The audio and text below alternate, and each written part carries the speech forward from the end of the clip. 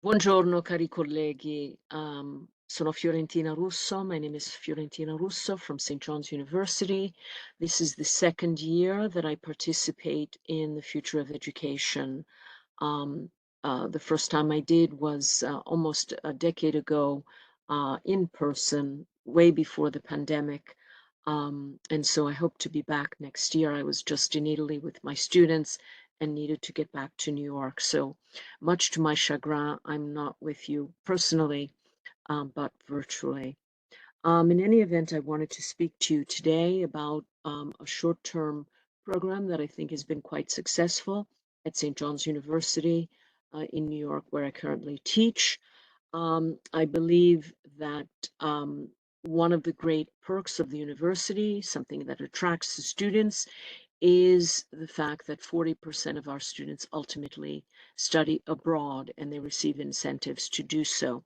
So today I would like to speak to you a bit about the Global Passport, which is a short-term study abroad program consisting of about 8 days.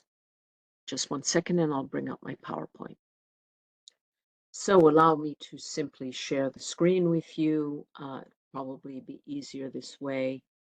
Um, you can probably see now my first slide coming up, okay, with the topic of this paper, which is High Impact Practices in Higher Ed Learning, Language Learning, the Global Passport Program, Instilling Global Citizenship and Retention within the undergraduate freshman year. So what is Global Passport? At my institution, Global Passport was created under the direction of the Global Studies Office to offer a short-term study abroad program, normally 8 days, for students in their freshman year. The study abroad feature is attached to a given undergraduate core class, occurring usually at the end of the course and upon the successful completion of all course requirements. Students earn an additional credit during their week at the campus abroad. The Rome or Paris component, which includes lessons, excursions, and often an academic learning service component, must somehow be relevant to the course's content. So we have different cohorts. My particular cohort is Italian 1. Obviously, visiting Rome is relevant to the course content, but we have different cohorts visiting at the same time from courses like theology, philosophy, and so on. Ultimately, a decade ago, I began piloting this program, gearing it toward level 1 students of Italian. So this paper is a synopsis of the pedagogy, of its advantages and the program's pitfalls. Ultimately, I will demonstrate the program's overall contribution to a language program's success and retention capabilities, as well as its unique ability to establish a sense of global citizenry early on in an undergraduate's career. And St. John's prides itself on the fact that 40% of its students study abroad, and many of them claim that they choose the university because of that factor and because they get to study um, in Rome or Paris their freshman year. Before St. John's, New York University was the first to begin a short-term program during the freshman year.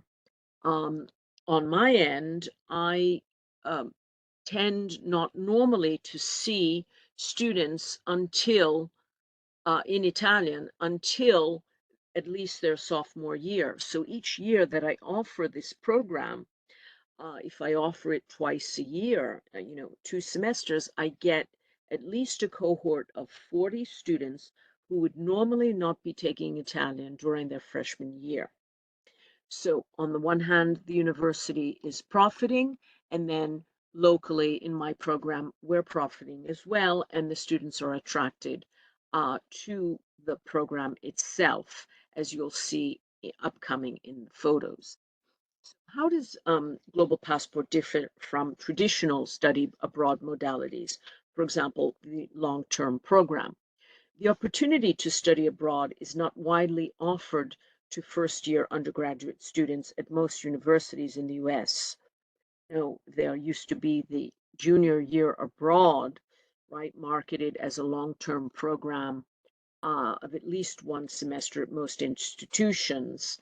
Um, while the opportunity for a semester abroad is what professors teaching languages other than English can hope will produce a full immersion experience for their students and or perhaps an internship where they can practice the language on site, such deterrence as cost as well as students' inhibitions, especially after the rise of COVID, can make a long-term program seem daunting. My own institution offers scholarships for the Rome program solely for long-term programs under the auspices of its Italian Cultural Center, whereby the cost of long-term study abroad is defrayed, but roughly only by one-third. Thus, for many, a long-term program abroad can be considered solely a remote possibility. For many of our current students, Global Passport may indeed be the only affordable option for a study abroad experience, given its cost effectiveness. My university has also piloted virtual study abroad, where there is a sort of a pairing of St. John's with a program abroad, with the university abroad, and ultimately then the students are encouraged to meet up with that class at the end of the semester. Um, so the goal is to get students excited enough about the short-term program so that they find a way to afford the long-term program prior to their graduation. And the university indeed banks on this. Okay, they make a great investment in this 1 week study abroad trial, let's call it. It should be mentioned that beyond the potential return of students in the long-term program, the program's cost effectiveness is reciprocated both on the university's part and the part of the student cohort. Students profit from the Rome or Paris campuses during quote unquote downtime in between long-term programs when the Rome and Paris satellite campuses are underpopulated.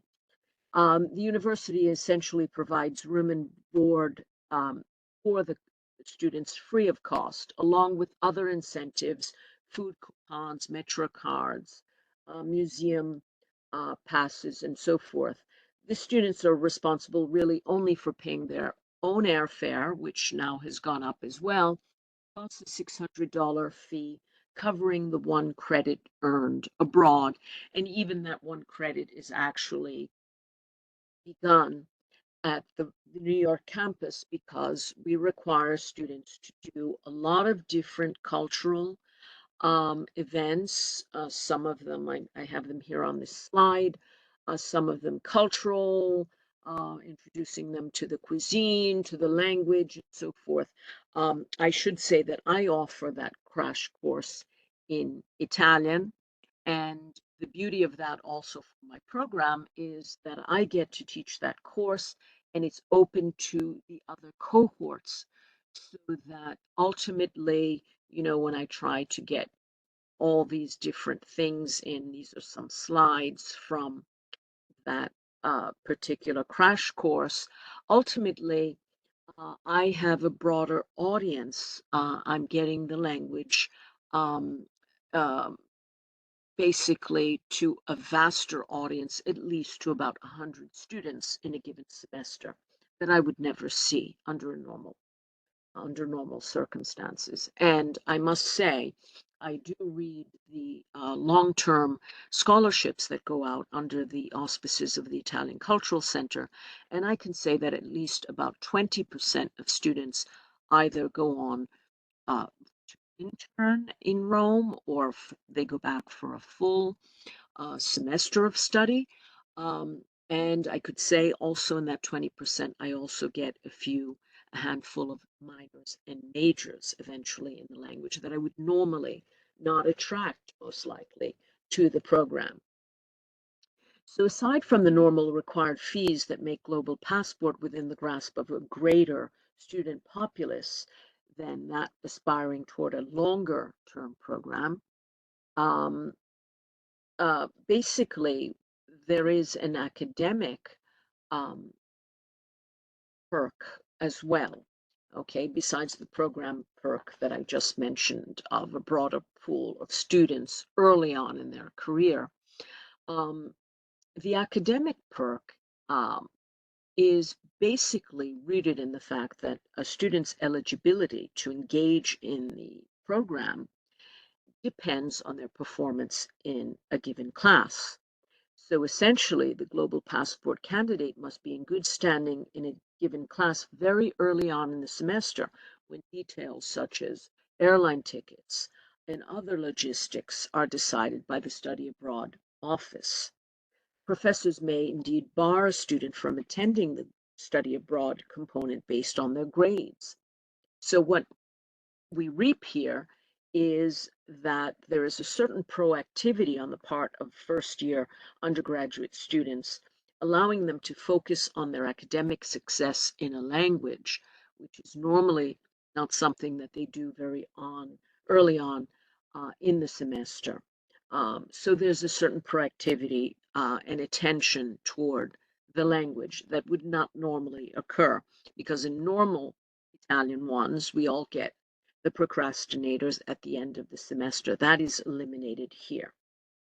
Given the reality of, higher education's trend toward what has become online instruction or hybrid instruction, the emphasis has been always, though, on the value of high impact practices, right?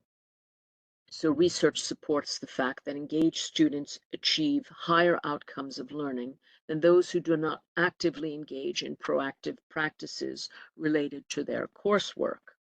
And I believe that Global Passport uh, meets many of the standards and exempla of HIP, high impact practice.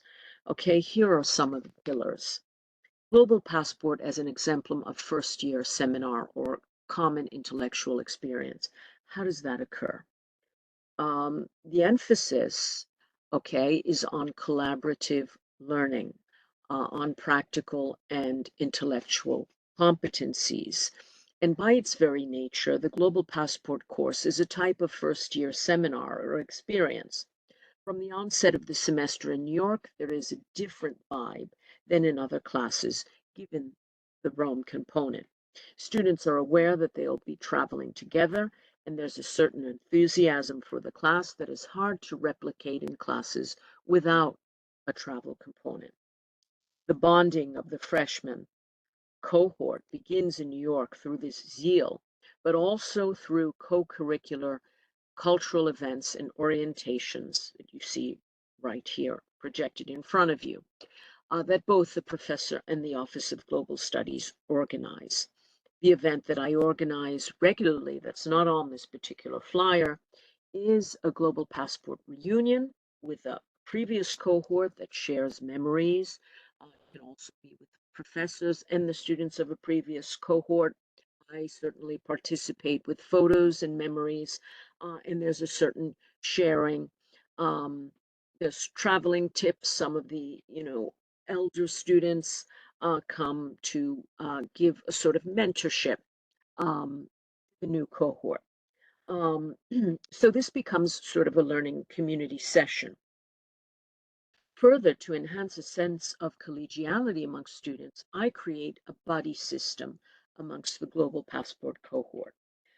So students are paired very early in the semester. I have them work in groups, and they begin working on projects at the New York campus to see if the buddy system works for them.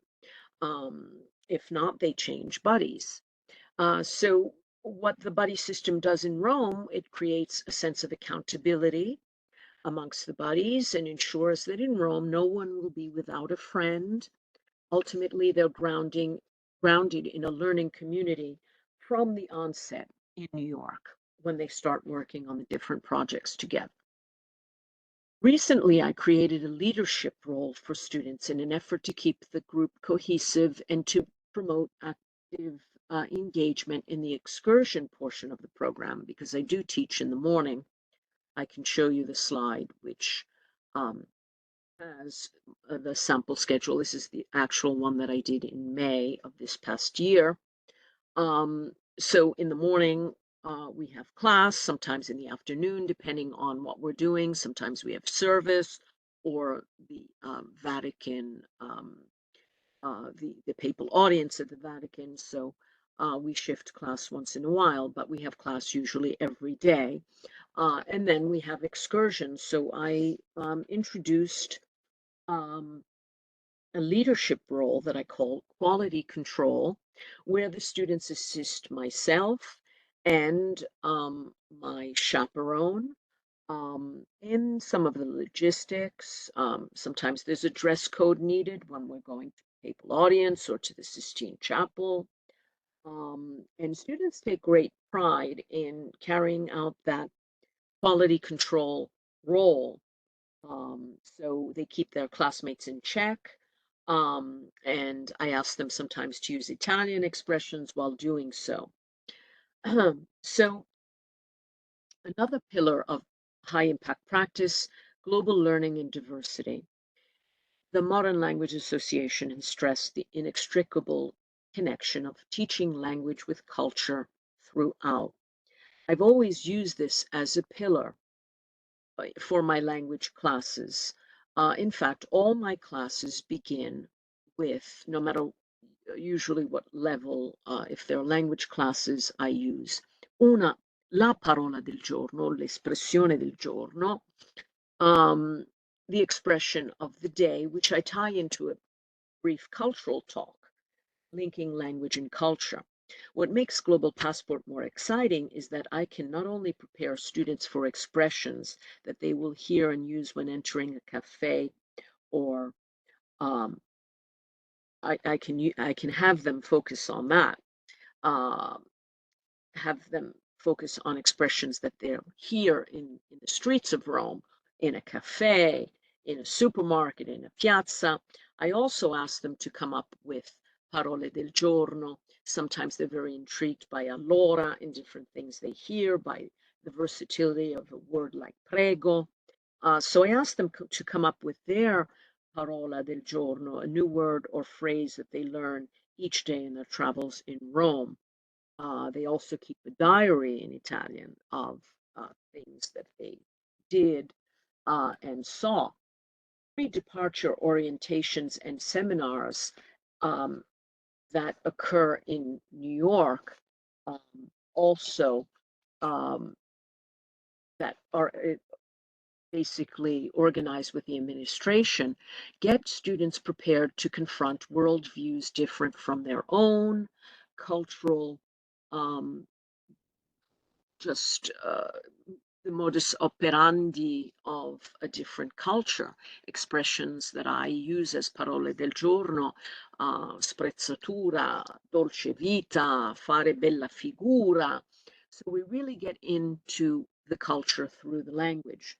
So this pre-departure prep, some of the things that we do to get the students' feet wet in the culture, um, can only be enhanced by the experiential learning of living in the city of Rome. Having studied the language, even if only for one semester, my students are always well prepared for many of the cultural differences that they encounter. They often get to translate for some of the other cohorts that are not language courses, and they're very proud of that. So ultimately, the last pillar that I'd like to discuss without taking up too much time is service learning, which you may have seen on the Global Passport schedule. I always have a Global Passport uh, indulge in some type of activity that is service learning oriented. It's part of the mission of my university. And it's another high impact practice that I believe is quite effective.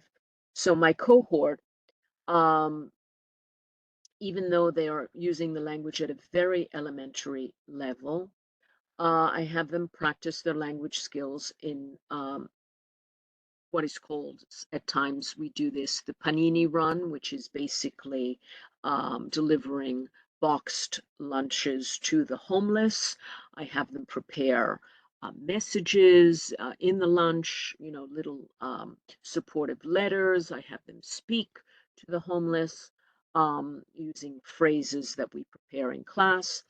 However, this year we visited the Nafuma Refugee Center in Rome. Prior to the visit, I asked students to prepare Italian conversational phrases to engage with the community. I had them um, prepare entertainment for the community. Um, they also conducted a collection of donations of essential goods from New York, which were brought to the center upon our visit. Students wrote reflections about their experiences at the Nafuma Center. Um, and some students even chose the European migration phenomenon as a topic for their cultural paper and their final project. Essentially, the service component seals the outcome of giving back to the community and the local culture.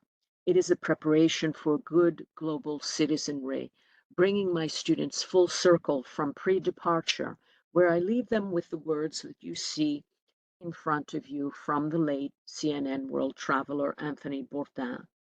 And I quote, "Travel changes you. As you move through this life and through this world, you change things slightly. You leave marks behind, however small. And in return, life and travel leaves marks on you." And so with service, I always tell my students, and prior to departure, what type of um, marks do you think you left on Rome? And then what type of marks do you think Rome left on you? So that this concludes a basic presentation of global passports. I'd be happy to answer any questions at the Q&A. Grazie mille.